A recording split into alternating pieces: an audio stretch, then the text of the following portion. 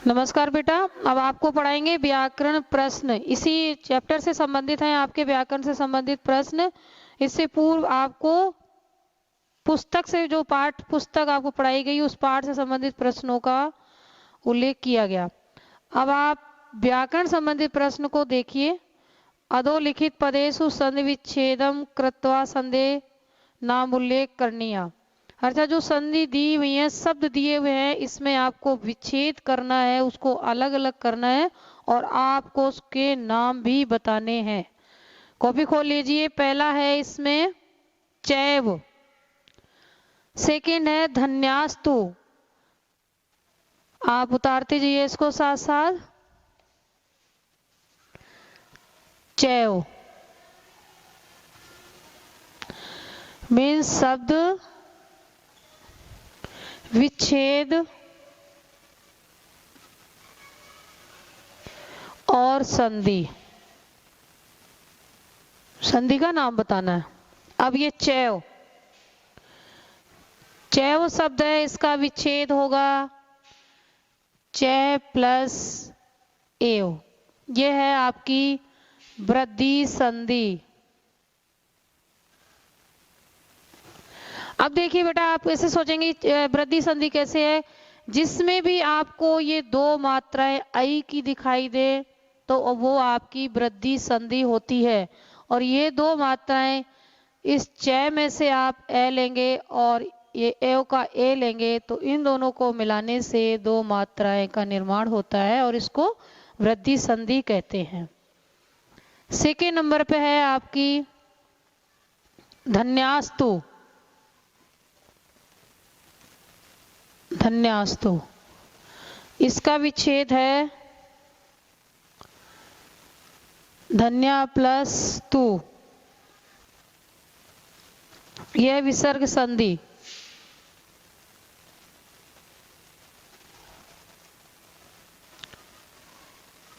अब देखिए बेटा, इसमें ये विसर्ग दिखने के बाद तो आप बता देते हैं कि इसमें विसर्ग संधि है, लेकिन यदि ये मूल शब्द आ जाए तो आप कैसे बताएंगे कि विसर्ग संधि है। इसके लिए आप ध्यान देना कि जहां भी ये से, यानी कि ये कौन सा सकार है, दंत सकार, मूर्धन्य सकार और तालव्य सकार, ये यदि शब्द आपको दिखाई दे बीच में कहीं भी तो आप बता देना कि इसमें विसर्ग संधि है।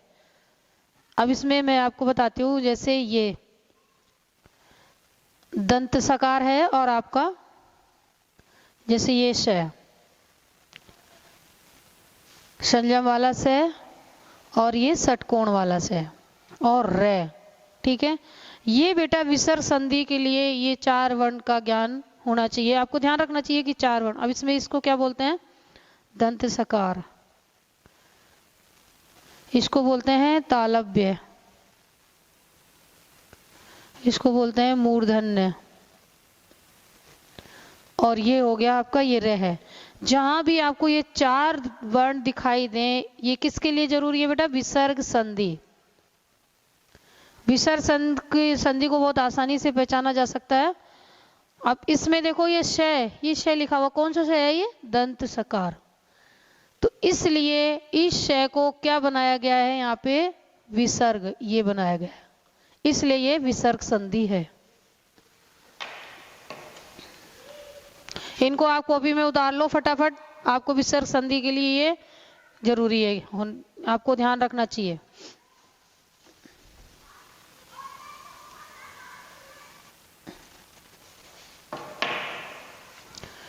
अगला है बेटा थर्ड नंबर का भवत्यः, भवतस्य सर्वदा, भवतस्य सर्वदा, ठीक है। अब देखो इसमें भी ये से, ये दंत सकार है, इसको अपन क्या बना देंगे, विसर्ग, भवते सर्वदय, ये भी आपके विसर्ग संधि है।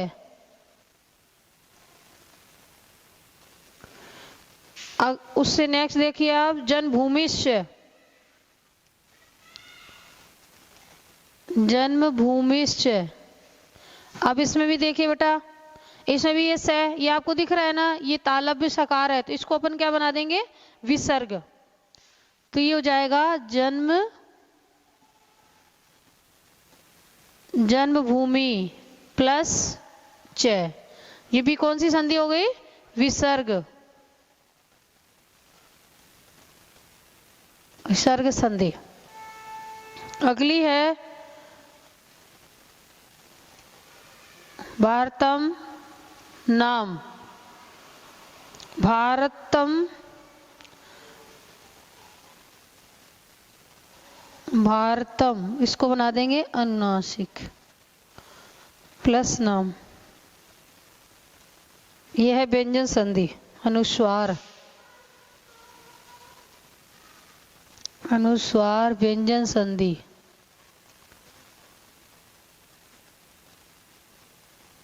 व्यंजन संधि।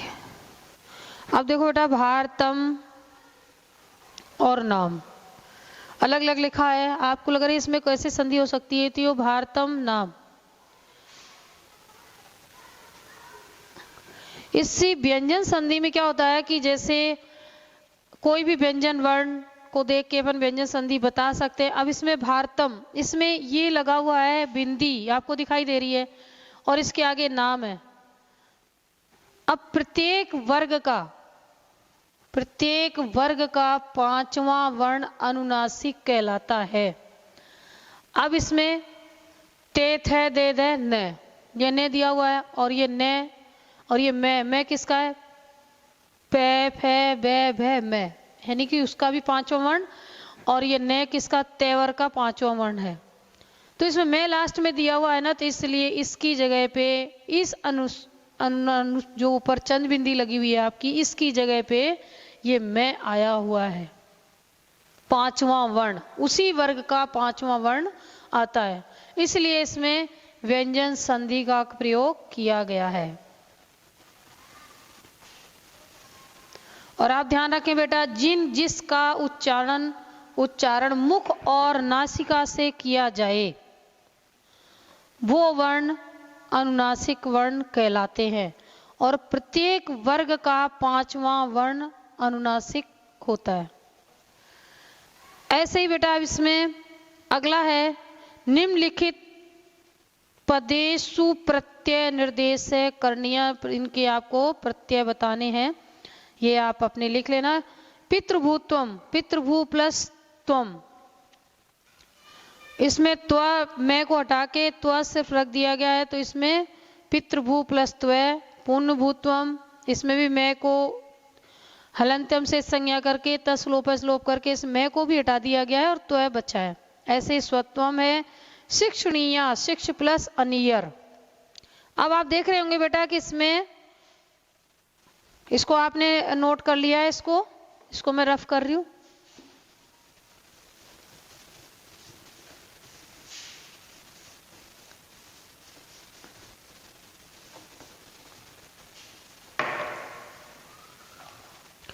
अब इसमें देखो बेटा, पितृ, यह है आपका क्वेश्चन प्रश्न नंबर सेकेंड। प्रत्यय, प्रत्यय हैं ये आपके पद और प्रत्यय। पितृभूत्वम, इसका है पितृ प्लस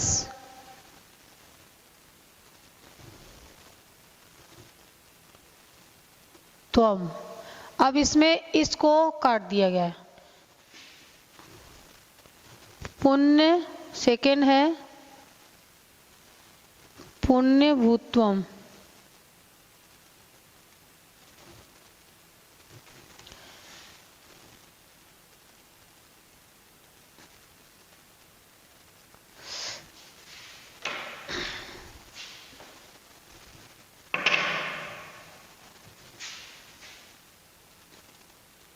पुण्यभू प्लस त्वम।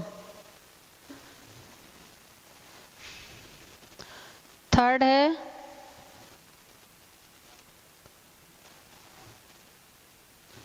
स्वत्वम,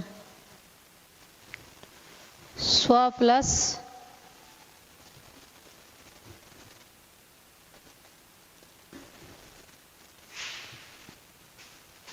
चौथा है शिक्षणीय।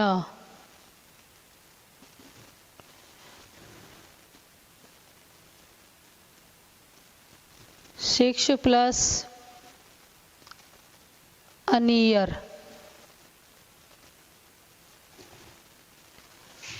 पांचवा है आवृत्य।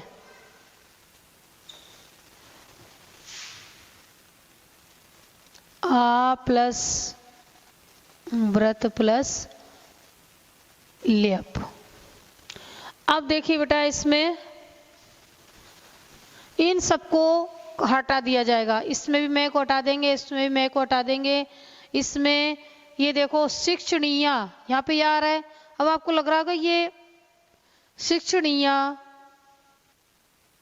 शिक्ष शब्द है और अनियर प्रत्यय। अनियर में बेटा क्या होता है, इस रे का भी लोप हो जाता है। और लेप में ये लेप प्रत्यय है, लेप में ले का लोप हो जाता है और पे का लोप हो जाता है। इसके कुछ सूत्र है, उस सूत्र के आधार पर होता है।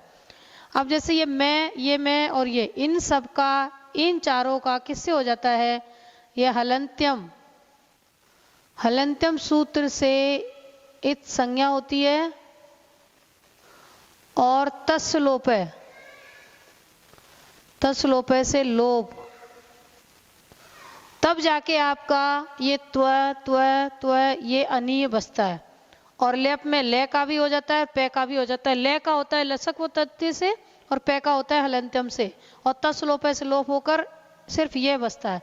जितने भी ये मैं, जितने भी लास्ट वाले हलंत हैं, इनको जब लोप करते हैं तो इसके लिए बेटा ये दो ही सूत्र होते हैं, ये हलंत्यम और तस्लोप है। हलंत्यम से संज्ञा होती है, तस्लोप से इसका लोप हो जाता है, तब जाके आपके तो ये शब्द आपको बसते हैं।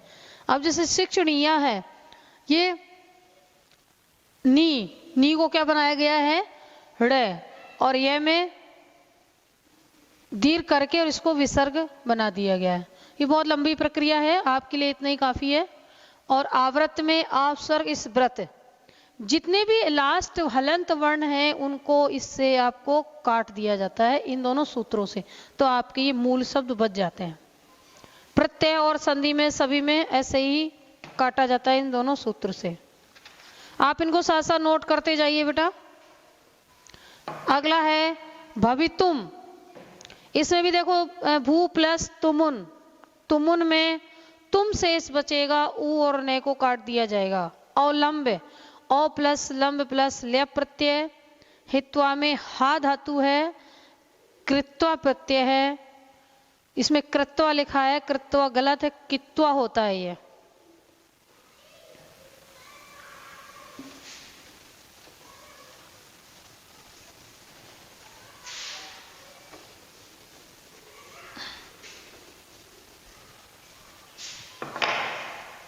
अब देखो बेटा, इसमें आप उतार दीजिए भवितुम, भू प्लस तुमुन, अवलंब्य, अवलंब प्लस लेप, यहां तक ठीक है। हित्वा, हा प्लस कृत्वा लिखा हुआ है, इसमें कित्वा होता है प्रत्यय, कृत्वा नहीं होता है, इसमें गलत है, इसको आप सही कर लीजिए। जैसे हित्वा, इसमें हा धातु है प्लस कित्वा प्रत्यय होता है बेटा, और आपकी बुक्स में लिखा है कृत्वा, जो कि आपका रॉन्ग है, उसको आप सही कर लीजिए। गरीयसी, गुरु प्लस यूसुम, गरीयस प्लस गीप प्रत्यय लगा हुआ है। यूसुम और गीप दो प्रत्यय लगे हुए हैं, क्योंकि ये स्त्रीलिंग प्रत्यय गीप, इसमें भी ई बसता है, और इसमें ईसुम दो प्रत्यय लगे हुए हैं। संस्कृतम ताम, संस्कृति प्लस मतुप, मतुप में लास्ट में जो पे है उसका लोप हो गया और उसको हटा दिया गया, और मतुप में मान शेष बसता है। संस्कृतिम ताम। अब अगला है थर्ड नंबर पे समास विग्रह। हिमाद्री, हिमस प्लस अद्री, देव निर्मितम, देवे प्लस निमृतम, विस्मांडम, विसस्वांडम, उत्थान पत्ने, उत्थानम च पत्नम च। ये सब बेटा आपको लिखने हैं, रिटर्न वर्क करना है। शास्त्र चर्चा, शास्त्र प्लस चर्चा। और मैंने इससे पूर्व आपको ये बताया था कि आप शब्द रूप और धातु रूप याद करना। शब्द रूप आपको 7 लकार उसमें विभक्तियों में याद करने थे, और धातु रूप आपको 5 लकार में याद करने थे। आप ये याद कर लोगे तो आपको रटने की जरूरत नहीं पड़ेगी व्याकरण में। जैसे इससे पहले जो आपके चौथे नंबर का प्रश्न है उसमें आपसे पूछा गया है कि विभक्ति, वचन और निर्देश बताइए, करिए इसमें। अब जैसे समुद्र से समुद्र शब्द है षष्ठी विभक्ति एक वचन, हिमाद्रे हिम प्लस आद्री पंचमी विभक्ति षष्ठी विभक्ति दोनों में सेम रूप बनते हैं एक वचन में, वो है ये। हिमालयात जिसमें भी लास्ट में ते दिखाई दे वो पंचमी विभक्ति एक वचन होता है। देवम देश शब्द द्वितीय विभक्ति एक वचन। पुरुषा पुरुष शब्द प्रथमा विभक्ति बहुवचन। प्रसूतस्य प्रसूत शब्द षष्ठी विभक्ति एक वचन। जहां भी तस्य, अस्य, कस्य, यस्य, जस्य, जस इस तरह के शब्द आते हैं तो आप समझ जाना कि ये षष्ठी विभक्ति एक वचन का प्रयोग किया गया है। शकाशात शकाश पंचमी विभक्ति एक वचन। दृष्टिम दृष्टि शब्द द्वितीय विभक्ति एक वचन। यया यत शब्द द्वितीय विभक्ति तृतीय विभक्ति एक वचन। अब इसमें आगे फिर आ गया यस्य तस्य। यस में यत शब्द है, तस् में तत् शब्द है, ये क्या है बेटा षष्ठी विभक्ति एक वचन। राष्ट्रे राष्ट्र शब्द सप्तमी विभक्ति एक वचन। राष्ट्रियान राष्ट्रीय द्वितीय विभक्ति बहुवचन। विद्ये और शास्त्रे विद्ये में विद्या शब्द है प्रथम विभक्ति द्विवचन। और शास्त्रे में जैसे बालकेन, रामेण, बालेन जितने भी अकारांत शब्द हैं उसमें यदि एन एन दिखाई दे तो आप समझ जाना तृतीय विभक्ति एक वचन का प्रयोग किया गया है।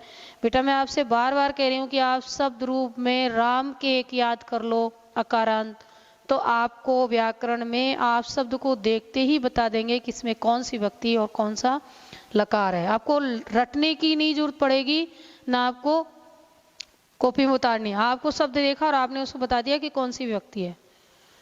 पांचवा है आपका धातु, लकार, पुरुष और वचन। इसमें भी वही है।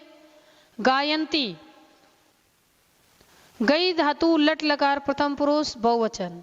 भवंती भू धातु लट लकार प्रथम पुरुष बहुवचन। रोस्ते रुच धातु लट लकार प्रथम पुरुष एक वचन का प्रयोग किया गया है। पश्यंती पश्यंती पश दृश धातु लट लकार प्रथम पुरुष बहुवचन। जहां भी अंति अंति इस तरह के शब्द आपको दिखाई दे तो आप तुरंत समझ जाना कि इसमें लट लकार प्रथम पुरुष बहुवचन का प्रयोग किया गया है। विद्यते विद्य शब्द लट लकार प्रथम पुरुष एक वचन। अर्हति अर शब्द लट लकार प्रथम पुरुष एक वचन। भवतः भू धातु लट लकार प्रथम पुरुष दो वचन। प्रवर्तते वर्त धातु लट लकार प्रथम पुरुष एक वचन। अब ये सब आपको कॉपी में ऐसे रटने की जरूरत नहीं पड़े यदि आप धातु रूप याद कर लें, और आपको याद करने ही पड़ेंगे। 5 लकार में आपको धातु रूप याद करने पड़ेंगे बेटा। लट लकार, लोट लकार, लंग लकार, विधिलिंग आपको ये, और लिट लकार, ये 5 लकार हैं जो आपको याद करने पड़ेंगे, जिसमें लट लकार आपके वर्तमान काल में प्रयोग किया जाता है और लंग लकार भूतकाल के लिए प्रयोग किया जाता है। लिट लकार भविष्यत काल के लिए प्रयोग किया जाता है। विधिलिंग चाहिए के अर्थ में, और लोट लकार आज्ञार्थक आज्ञा देने के अर्थ में प्रयोग किया जाता है। इससे अगला है 6 नंबर का क्वेश्चन। रूप परिवर्तन करके आपको लिखने हैं। अब जैसे इसने आपसे पूछा समुद्र से इसने शब्द लिख दिया और आपसे पूछ रहा है कि सप्तमी विभक्ति बहुवचन बनाइए, और यदि आपने याद किया है तो आप समझ जाएंगे कि समुद्र से षष्ठी विभक्ति एक वचन का है, तो आपको सप्तमी विभक्ति में इसी का बनाना है बहुवचन, तो इसका बनेगा समुद्रेश। गायंती अंति दिख रहा है तो तुरंत दिमाग में आ जाना चाहिए आपके कि बहुवचन का प्रयोग किया गया है। तो ये आपसे पूछ रहा है कि लोट लकार प्रथम पुरुष बहुवचन में आपको बनाना है, और गायंती है आपका लट लकार का, तो लोट लकार में बनेगा गायंतु। राष्ट्रम षष्ठी विभक्ति बहुवचन, इसका बनेगा राष्ट्राणाम। राष्ट्र शब्द को षष्ठी विभक्ति बहुवचन में बनाना है। भारते ये भारतीय सप्तमी विभक्ति एक वचन का प्रयोग है, और आपको ये पूछ रहा है कि षष्ठी विभक्ति एक वचन बनाइए, तो इसमें बनेगा भारतस्य। इसी तरह है आपका रोचते, रोस्ते आपका आत्मनेपदी का है, आत्मनेपदी का है, जिसमें आपको लट लगा प्रथम पुरुष बहुवचन का पूछा जा रहा है, इसमें बनेगा रोचन्ते। इसी तरह आपका भवंती, भवंती है आपका लट लकार प्रथम पुरुष बहुवचन, और आपसे पूछा क्या जा रहा है कि आप लिट लकार उत्तम पुरुष एक वचन में बनाइए, तो ये बनेगा भविष्यामि। यानी कि लट लकार वर्तमान काल का है और लिट लकार बहुवचन पूछ रहा है, ये लिट लकार उत्तम पुरुष एक वचन पूछ रहा है, जो कि आपका है भविष्यत काल। 7वें नंबर का क्वेश्चन है, एक एकम पदम आश्रित वाक्य निर्माणम कुर्वन्ति। एक एक पद का आश्रय लेकर आपको वाक्य निर्माण करना है, जो कि आप खुद करेंगे। 8वां है, उदाहरण वाक्यम अनुसृत वाक्य परिवर्तनम कुर्वन्तु। ये आपको वाक्य का अनुसरण करके वाच्य परिवर्तन करना है, जो कि एक एक्टिव पैसिव वॉइस होते हैं। इसको आपको तृतीय व्यक्ति से लेके और इसको कर्तृवाच्य में परिवर्तित करना है। ये भी आपको बेटा खुद करने हैं, आपको कॉपी में आपको उतारने हैं। आप इनको उतार लेना अच्छे से और समझ लेना। व्याकरण है वो आपको समझाने की थी, मैंने समझा दी है। इस व्याकरण के लिए आपको शब्द रूप और धातु रूप याद करने हैं, आप अच्छे से याद कर लेना, ताकि नेक्स्ट क्लास में मैं ना बताऊं बल्कि मैं आपसे पूछूं और आप फटाफट आंसर दे दो कि इसमें ये लकार है, ये वचन है और ये पुरुष है। ठीक है बेटा, अब मैं आपकी नेक्स्ट क्लास अगले पीरियड में लूंगी। आपका ये चैप्टर पूरा हो गया है। आप इसमें बुक्स, ये क्वेश्चन बुक से संबंधित भी उतार लेना और व्याकरण वाले भी उतार लेना, और आप घर पे रहिए, सुरक्षित रहिए।